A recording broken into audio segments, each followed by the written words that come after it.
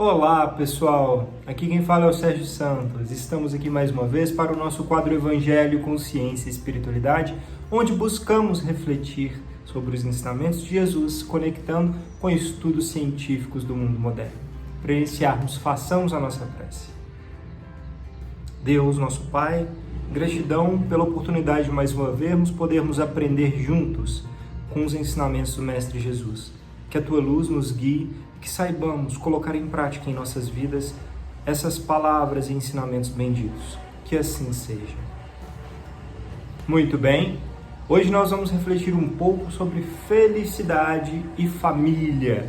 Como é que essas coisas estão conectadas? E para nós darmos início às reflexões, vamos ler o Evangelho de Jesus Cristo, segundo Mateus, comentado por Emmanuel e psicografado por Chico Xavier. E o tópico de hoje é o seguinte: Mateus capítulo 12, versículo 48.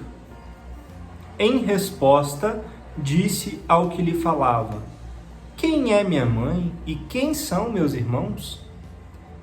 Pergunta 342 do O Consolador. Pergunta: a resposta de Jesus aos discípulos, quem é minha mãe e quem são meus irmãos, é um incitamento à edificação da fraternidade universal? Resposta: o Senhor referia-se à precariedade dos laços de sangue, estabelecendo a fórmula do amor, a qual não deve estar circunscrita ao ambiente particular, mas ligada ao ambiente universal, em cujas estradas deveremos observar e ajudar fraternalmente a todos os necessitados, desde os aparentemente mais felizes aos mais desvalidos da sorte. Bem, essa curta, mas profunda reflexão de hoje no Evangelho nos faz trazer o conceito de família à tona, né? Nós já falamos aqui algumas vezes que é muito claro em todos os preceitos sagrados de diferentes religiões que os laços de alma, de conexão espiritual, são muito mais fortes e superiores energeticamente na integração entre pessoas do que simplesmente laços sanguíneos, né? Não que os laços sanguíneos não sejam importantes, muito pelo contrário, são muito importantes. Inclusive, nós hoje temos a clareza e os ensinamentos de mais alto nos dizendo que ninguém nunca erra de endereço na hora de nascer. Sempre nascemos na família que precisamos para aprender, ensinar, trocar e evoluir. Bem, a partir desse conceito, nós somos conectados não somente pelos laços carnais da matéria, da família terrena de sangue, mas, acima de tudo, pelos laços da família espiritual, aquela que nos congrega em valores, princípios, desejos, sintonias de alma, né? De crescimento.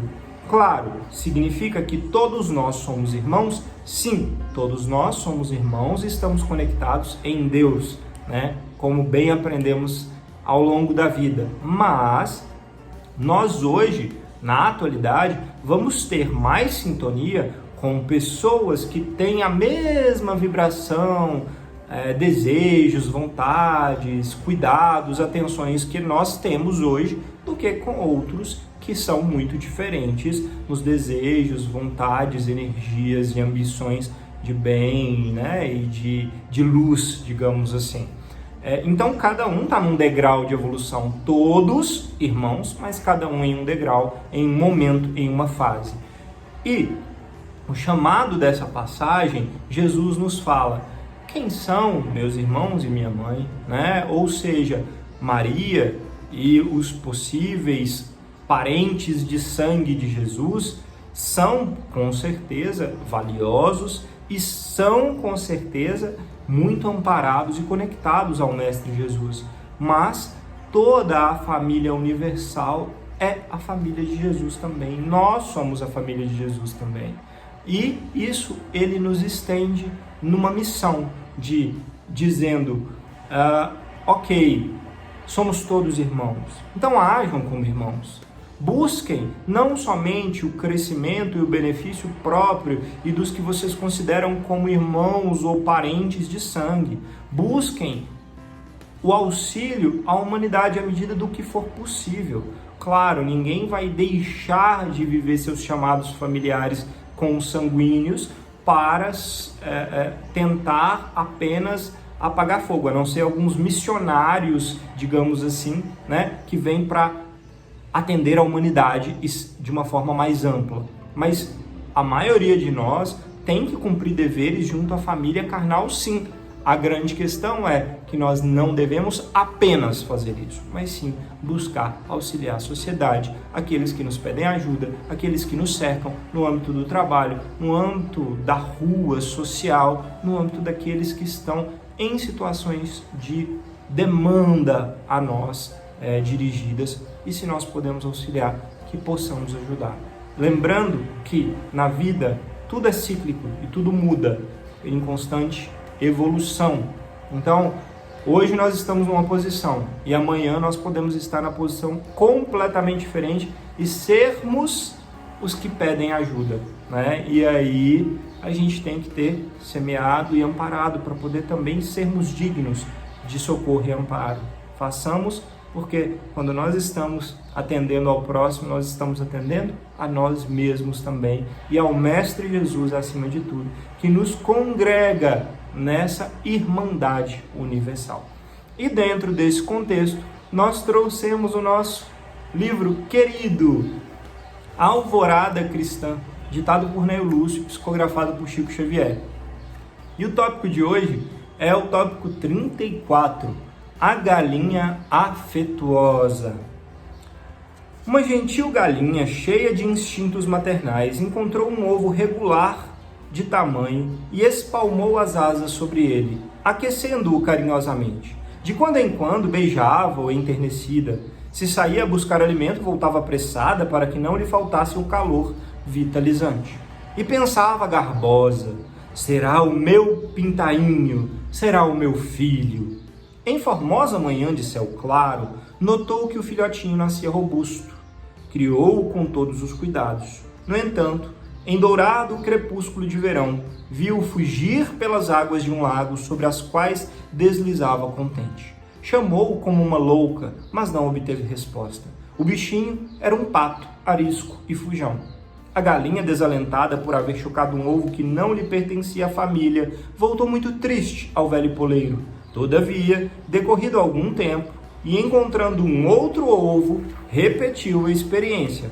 Nova criaturinha frágil veio à luz, protegeu-a com ternura, dedicou-se ao filho com todas as forças, mas em breve reparou que não era um pintainho qual fora ela mesma na infância. Tratava-se de um corvo, esperto, que a deixou em doloroso abatimento, voando a pleno céu para juntar-se aos escuros bandos de aves iguais a ele. A desventurada mãe sofreu muitíssimo. Entretanto, embora resolvida a viver só, foi surpreendida certo dia por outro ovo de delicada afeição. Recapitulou as esperanças maternas e chocou-o. Dentro em pouco o filhote surgia. A galinha afagou-o feliz, mas com o transcurso de algumas semanas, observou que o filho já crescido perseguia ratos à sombra. Durante o dia dava amostras de perturbado e cego. No entanto, em se fazendo a treva, exibia olhos coruscantes que amedrontavam e, em noites mais escuras, fugiu para uma torre mais alta e não voltou mais. Era uma coruja nova, sedenta de aventuras. A abnegada mãe chorou amargamente, porém, encontrando outro ovo, buscou ampará-lo. Aninhou-se, aqueceu e, findo 30 dias, veio à luz um corpulento filhote. A galinha ajudou como pôde, mas em breve o filho revelou crescimento descomunal e passou a mirá-la de alto a baixo e fez-se superior e a desconheceu. Era um pavãozinho orgulhoso que chegou mesmo a maltratá-la. A carinhosa ave dessa vez desesperou em definitivo. Saiu do galinheiro gritando e dispunha-se a cair nas águas do rio próximo, em sinal de protesto contra o destino, quando grande galinha mais velha a abordou curiosa, a indagar dos motivos que a segregavam em tamanha dor. A mísera respondeu, historiando o próprio caso. A irmã experiente estampou no olhar uma linda expressão de complacência e considerou cacarejando. Que é isso, minha amiga? Não se desespere. A obra do mundo é de Deus, nosso Pai.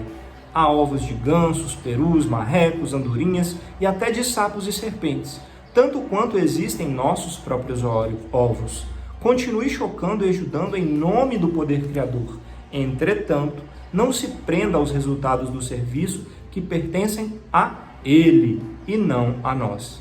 Mesmo porque a escada para o céu é infinita e os degraus são diferentes. Não podemos obrigar os outros a serem iguais a nós, mas é possível auxiliar a todos de acordo com as nossas possibilidades. Entendeu? A galinha sofredora aceitou o argumento. Resignou-se e voltou mais calma ao grande parque avícola a que se filiava. O caminho humano estende-se assim, repleto de dramas iguais a este. Temos filhos, irmãos e parentes diversos, de modo algum se afinam com as nossas tendências e sentimentos. Trazem consigo inibições e particularidades de outras vidas que não podemos eliminar de pronto. Estimaríamos que nos dessem compreensão e carinho, mas pertencem imantados a outras pessoas e situações, com as quais assumiram inadiáveis compromissos. De outras vezes, respiram em outros climas evolutivos. Não nos aflijamos, porém.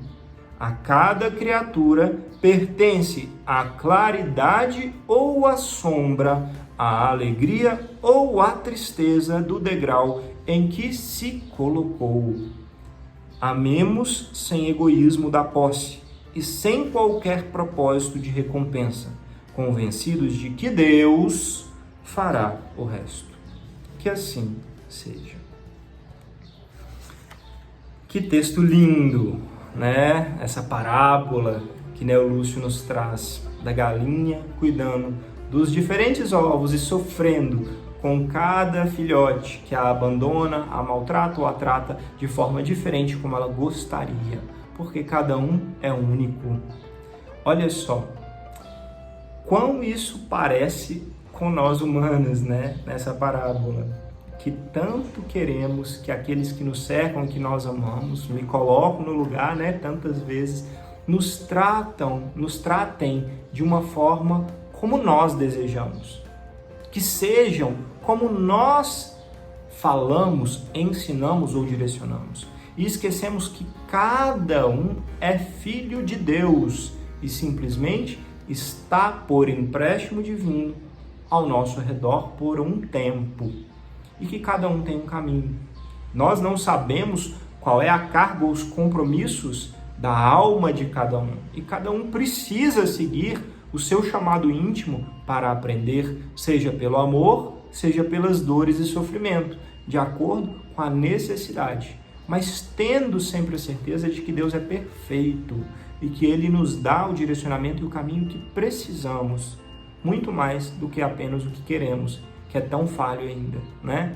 Então, essa galinha que chocou, né, um pato, uma coruja, um pavão e, né, tantos ovos e acabou sofrendo com a perda, digamos, entre aspas, porque cada um saiu do ninho e foi viver a sua vida, né? Acabou levando uma lição no final, quando ela se abriu a ouvir o que o amor e a experiência de Deus falava através de uma irmã, né?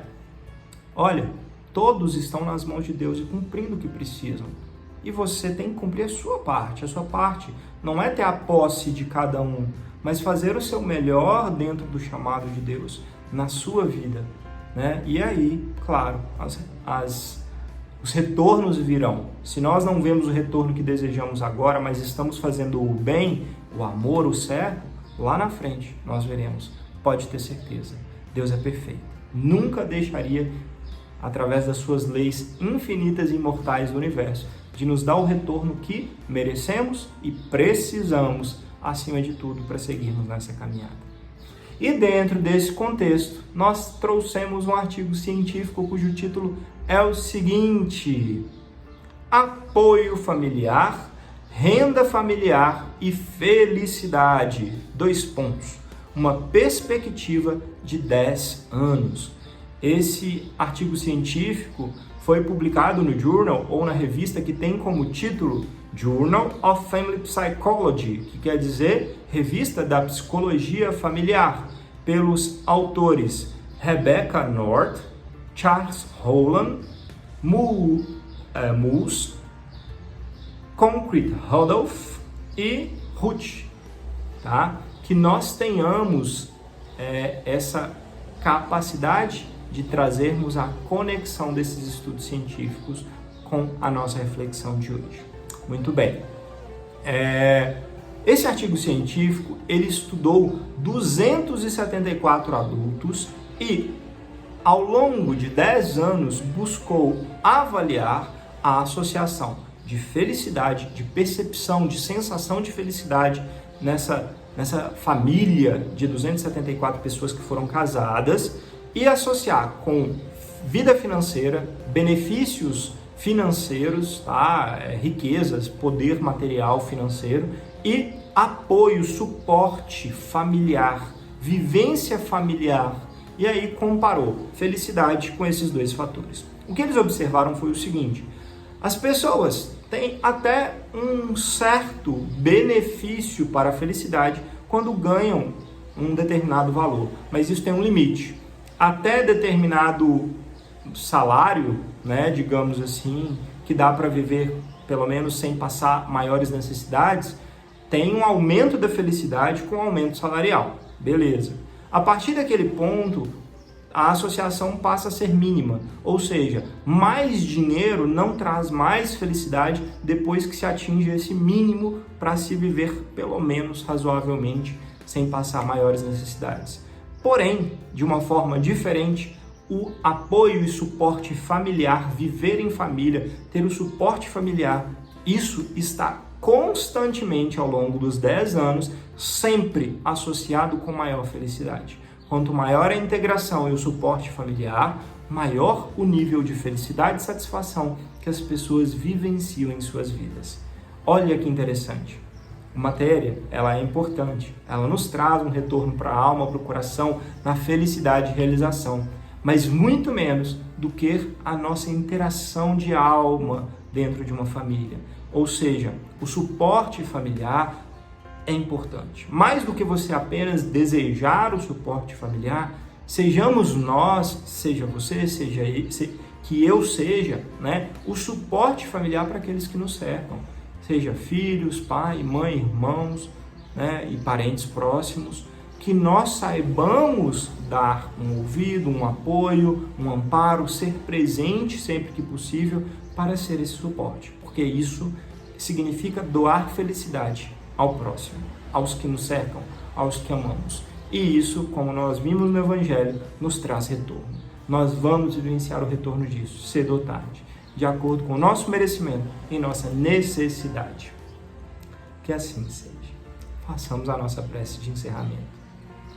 Deus, Pai de amor, gratidão por esse ensinamento bendito. Que consigamos aprender a ser uma família universal, fazendo o bem a todos. E que saibamos, acima de tudo, ser um amparo e o suporte a todos os que nos cercam mais intimamente por Tua bondade e misericórdia. Que os nossos bons anjos mentores possam nos guiar e receber também todas as graças de mais alto, todo o suporte e amparo necessários hoje e sempre. Que assim seja. Gratidão pela oportunidade de conversarmos. Namastê e até a próxima.